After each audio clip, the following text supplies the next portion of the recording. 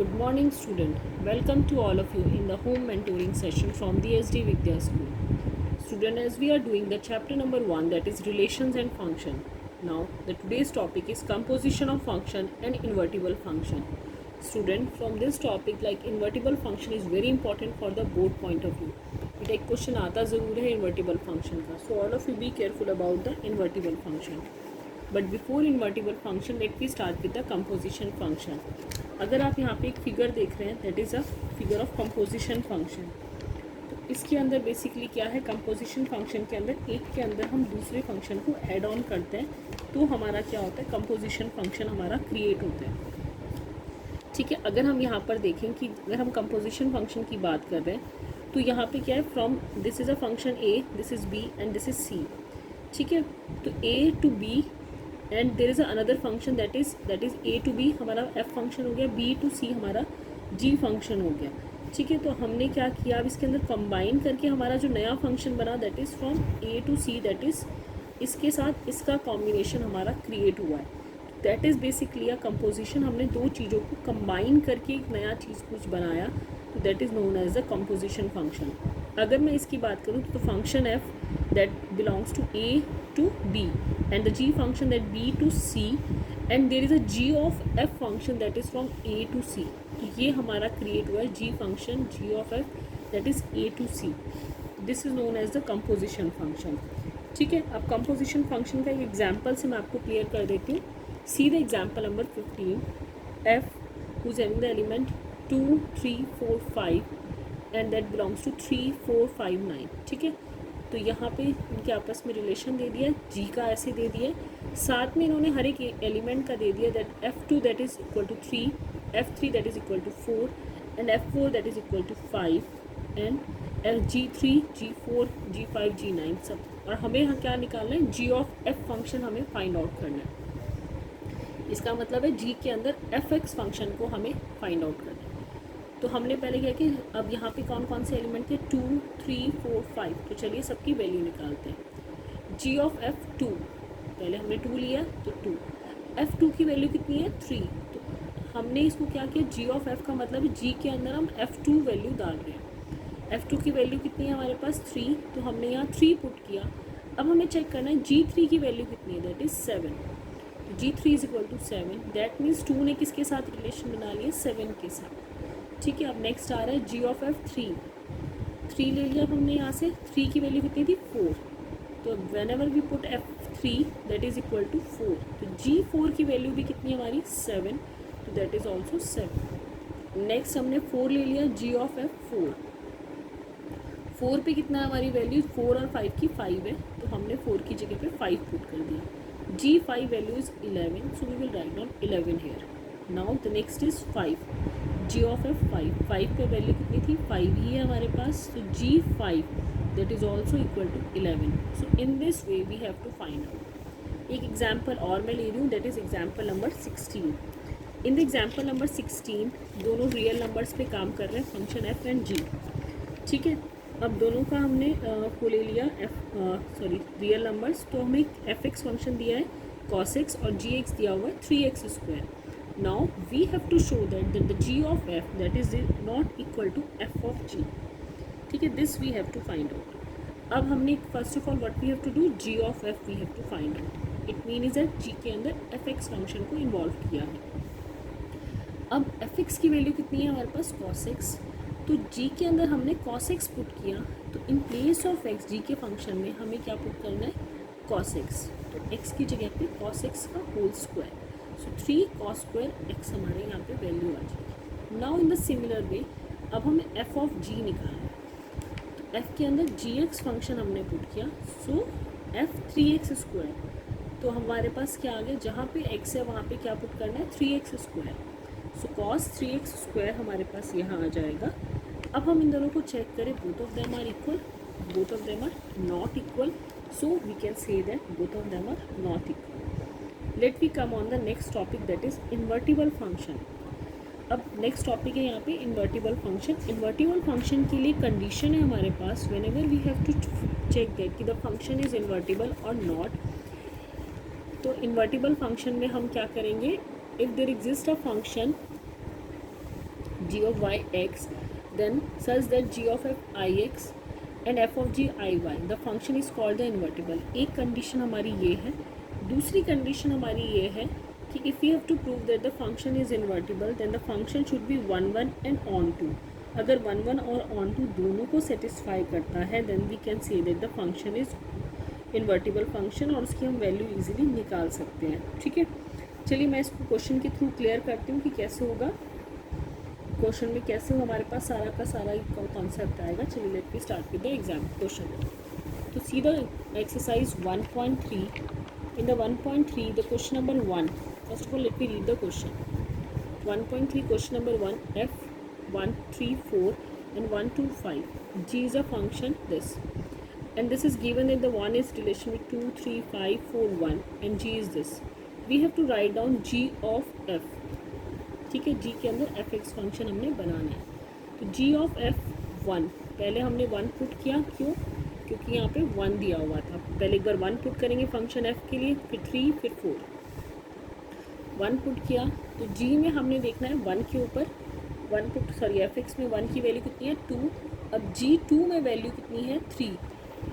तो g2 की value कितनी हो गई 3 हो जाएगी हमारे पास यहाँ पे. ठीक है, नेक्स्ट हमने 3 पुट किया तो f3 की जो वैल्यू थी दैट इज इक्वल टू 5, और g में 5 पर वैल्यू कितनी है 1. f ऑफ g 4, तो 4 पे हमारी कितनी वैल्यू है 1, और g में 1 की वैल्यू है 3. अब हमने रिलेशन बनाना था पूरा प्रॉपर. तो 1 ने 3 के साथ, 3 ने 1 के साथ और 4 ने 3 के साथ. तो ये हमारा g ऑफ f क्रिएट हो जाएगा. Now let me start with the question number 4 now. Now in the question number 4, अब हमें यहाँ पे क्या करना है, इन्वर्स निकालना है. ठीक है, और क्या निकालना है, we have to show that f of f is equal to x. ये दो चीज़ें हमें काम करना है इसके अंदर एक ही टाइम पे. तो फर्स्ट ऑफ ऑल फंक्शन क्या दिया हुआ है, the function is F X is equal to 4x plus 3 upon 6x minus 1, 6x minus 4 sorry, and the x is not equal to 2/3. ये हमें दिया हुआ है. तो पहले हमें क्या करना है, f ऑफ एफ एक्स निकालना है. तो लेट मी सी दिस. हमने पहले क्या किया, this is a function. y को हमने एफ एक्स ले लिया. Let y is equal to F X. तो 4x plus 3 upon 6x minus 4, cross multiply and all, x is equal to ये आ गया हमारे पास फंक्शन. तो हमने पहले रेंज चेक कर ली, the range is lie in it और नॉट. तो F of F is meaningful क्योंकि रेंज के अंदर वो लाई कर रहा है. अगर रेंज के अंदर नहीं लाई कर रहा है तो हम इसको नहीं कंसीडर करेंगे. और इसी से हमारा पता चल रहा है the function is onto. इसी कंडीशन से हमारा ऑन टू फंक्शन भी क्लियर हो रहा है. ये आपने लास्ट वाली एक्सरसाइज में किया है. ठीक है, अब हमें क्या निकालना है, एफ ऑफ एफ एक्स. तो एफ के अंदर एफ एक्स का फंक्शन ही हमें पुट करना है.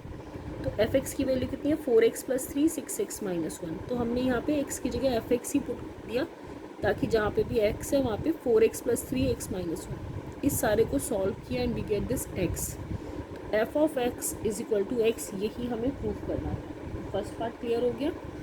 Now let me move to the second part. Second part पे हमें बताना है कि इन्वर्टिबल है कैसा है, और 1 1 हमें ये भी प्रूव करना है. ठीक है, तो हमने वही F X 1 is equal to F X 2 हमने लिया क्योंकि 1 1 हमें प्रूव करना था. तो इसको इसके इक्वल रखा. अगर x1 x2 के इक्वल आ जाएगा तो ये 1 1 है. तो ये आ गया x2 is equal to x1. So it is a 1 1 function. Onto हम ऊपर ऑलरेडी कर चुके हैं. So let we come on the inverse. अगर आप बेसिकली देखें तो इन्वर्स क्या है, ऑन टू फंक्शन जैसे हम निकालते हैं तो सेम ही है. तो y is equal to F X, तो y is equal to this. अब इस सारे को हमने सॉल्व किया और x में हम ऑलरेडी पहले कर चुके थे तो x में हमने कन्वर्ट कर लिया तो फंक्शन हमारा y की फॉर्म में आया. ये हमें पता है कि y is equal to F X हमने अजम किया हुआ है. तो x की वैल्यू कितनी हो जाएगी, f इनवर्स y. तो x is f inverse y. तो in place of x we can write down f inverse y. ठीक है, so f inverse y is equal to this. तो अब हमने इस सारे फंक्शन को x में रिप्लेस कर दिया and this is the invertible function. ये हमारा इन्वर्स फाइंड आउट हो गया. I hope that all of you get clear. This concept easy है, ज़्यादा डिफिकल्ट नहीं है. Let we do the question number 6. अब क्वेश्चन नंबर 6 में सेम है. ये फंक्शन दिया हुआ है, इन्वर्टिबल निकालना है, 1 1 ऑन टू सारा फाइंड आउट करना है. तो वही हमने लेट ले लिया, y is equal to F X, Y is equal to X upon X plus 2. इसको सिंप्लीफाई किया तो x की हमारी ये वैल्यू आ जाएगी. अब 1 minus Y should not be equal to 0, तो y will not be equal to 0. तो हमारी रेंज क्या हो गई, रियल नंबर एक्सेप्ट 1. ठीक है. नेक्स्ट हमने 1 1 करना था, तो 1 1 के लिए हमने क्या किया, x1 और x2 को इक्वल कर दिया. इक्वल करने के बाद इसको सिंप्लीफाई करने के बाद if x1 is equal to x2 हमारा इजीली आ गया. नेक्स्ट ऑन टू प्रूफ करना था, तो ऑन टू हम ऑलरेडी ये कर चुके हैं, रेंज में आ गया था हमारा ऑलरेडी. ठीक है. अब नेक्स्ट हम निकाल रहे हैं इन्वर्स, तो यहीं से हम ले लेंगे x is equal to 2y upon 1 minus Y. ठीक है, ये हमने सॉल्व कर लिया ऑलरेडी. तो f इन्वर्स y अभी तो आपको क्लियर हो गया कि x की जगह हम f इन्वर्स y लिख सकते हैं, 2y अपॉन 1 माइनस वाई. अब हमने सबको x में कन्वर्ट कर दिया, स्वैप कर दिया, तो f inverse x is equal to 2x upon 1 minus x. So in this way we can do this question. एक और क्वेश्चन ले रहे हैं हमें, क्वेश्चन नंबर 8. क्वेश्चन नंबर 8 में भी हमें इन्वर्टिबल ही निकालना है. You can see this question. Question number 8 important है क्योंकि बोर्ड एग्जाम में आया हुआ है. Question number 8 and the question number 9 इनको मार्क कर लो बेटा, बोर्ड एग्जाम में कई बार आया है. x1 and x2 that is belong to this, that is are positive, सारे रियल नंबर पॉजिटिव हैं, तो रेंज क्या हो गई, 0 टू इनफाइनाइट. ठीक है. अब fx1 fx2 पहले 1 1 क्लियर कर रहे हैं इसमें हम लोग. तो fx1 fx2 सॉल्व किया, यहाँ पे क्या है, स्क्वायर है. ठीक है. तो हमें सिर्फ पॉजिटिव नंबर्स के लिए वर्कआउट कर रहे हैं, तो both of them are greater than equal to 0. So x1 is equal to x2, हम लोग सिर्फ पॉजिटिव नंबर्स पे काम किया, तो इसलिए ये है. अगर नेगेटिव नंबर्स भी होता है तो प्रॉब्लम होती है हमें. ठीक है. f is 1 1. Next onto के लिए करना है, तो y is equal to fx, so y is equal to X square plus 4. x की वैल्यू हमने y की फॉर्म में निकाली, that is under root Y minus 4. That should be greater than 0, ये हम ऑलरेडी कर चुके हैं, बताया हुआ ऊपर. x is a real number that is greater than 0, so y is greater than equal to 4. तो रेंज क्या हो गई, 4 टू इनफाइनाइट, जो कि लाई कर रही है. तो ये इसको भी क्लियर हो गया होगा, तो ये रेंज के अंदर आ गया. 1 1 ऑन टू दोनों हो गए.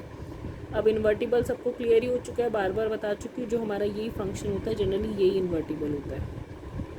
तो x की वैल्यू हम ऑलरेडी निकाल चुके थे, under root Y minus 4. F inverse y is equal to under root Y minus 4, और इस यही हमारा इन्वर्टिबल हो गया. I hope that all of you get clear the invertible function concept. एक क्वेश्चन और कर लेते हैं, चलिए. Here I just explain you the question number 11.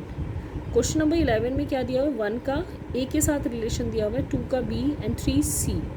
ये फंक्शन दिया हुआ है 1a 2b 3c. अब इसमें क्वेश्चन में क्या दिया है, एक बार क्वेश्चन भी देख लेते हैं. We have to show that कि इन्वर्टिबल का दोबारा से इन्वर्टिबल करें तो फंक्शन आ जाता है. ठीक है. क्वेश्चन में क्या, इन्वर्टिबल को दोबारा इन्वर्टिबल करें तो वापस f में ही कन्वर्ट हो जाएगा. तो एक बार देख लेते हैं, ये हमारा फंक्शन है, तो मतलब अगर इन्वर्टिबल को दोबारा इन्वर्टिबल करें तो ये आना चाहिए. कोडोमेन f इज़ 1 1 1 1 दिख रहा है यहाँ पे, f इन्वर्टिबल है. ठीक है. तो 1 का क्या हो गया, अगर मैं इन्वर्स देखूँ तो f इन्वर्स a. 1 का अगर मैं इधर ले जाऊँगी तो ये हो जाएगा f इन्वर्स a. इधर से देख लो 2 f inverse b, 3 f inverse c. तो f inverse a b c ने किसके साथ रिलेशन बनाया, 1 2 3, और ये क्या है, बोथ 1 1 एंड ऑन 2. तो दैट मीन्स इसका इन्वर्स एग्जिस्ट कर रहा है. ये तो हमारा सिंपल वाला फंक्शन था, ये इन्वर्स वाला फंक्शन है. अब इसका दोबारा से इन्वर्स जब हम कर रहे हैं तो क्या बना रिलेशन, 1 ने a के साथ बनाया, 2 ने b के साथ, 3 ने c के साथ बनाया. क्योंकि इन्वर्स का ये फंक्शन था तो ये रिवर्स हो जाएगा, उल्टे हो जाएंगे. तो इट मीन इज़ दैट ये वापस अगर आप चेक करो सेम फंक्शन क्रिएट हो गया. It mean is that inverse को दोबारा से इन्वर्स करेंगे तो आपका सेम आ जाएगा. I hope that all of you get clear. Binary function students हमारे सिलेबस में नहीं है, तो we will not do the binary function. Invertible इस साल हमारे सिलेबस में है, तो we have to do this topic. Thank you student and have a nice day.